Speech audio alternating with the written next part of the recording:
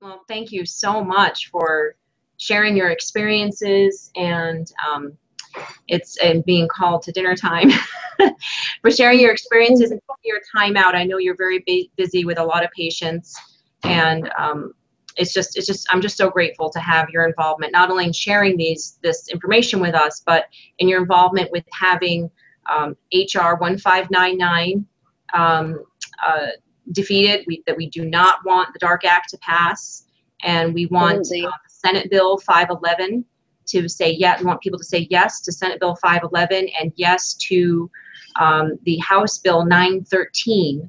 Those are for mandatory GMO labeling. And you can go, just Google, find your senator, and the senate.gov site will come up, and you type in your zip code and you can find your senator. It is not scary to call your senator's office, right? You met with the senator's aide. How was it for you to meet with your senator's aide? They were amazing. And I feel so fortunate that I was able to do that and to be able, to be so involved with this process. And it's so important. And it takes just a second.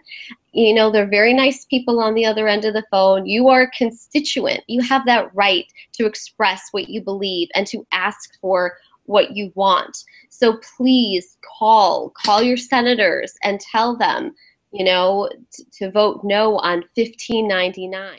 For the people who are resigned and doubtful about our government and think that they don't hear us, I totally get your resignation and your doubt, and you may not think it's worth your time, but they do hear us. And in fact, they can't take action unless they hear from us. They have to have a groundswell of people to combat the chemical company lobbyists that go there. They have just one person told me that the chemical companies have 20 people that are being paid $20,000 a month to go and pound the pavement at the Hill every day and meet with our senators and convince them that it's completely safe and that they need GMOs, they need these chemicals, and they are just lying to them, and they're convincing our farmers that they can't farm without GMOs and toxic chemicals.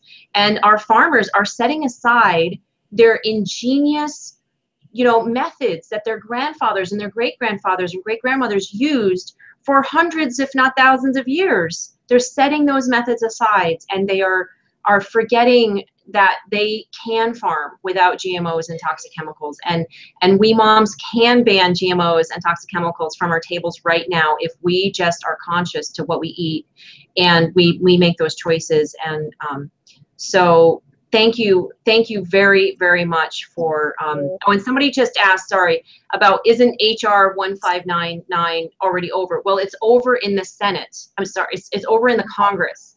It is, there are authors that need to be found to present it to the Senate, and they will vote in the Senate this fall if they can get 2 authors to pass it in the Senate, and then it would go to the president to be signed into law.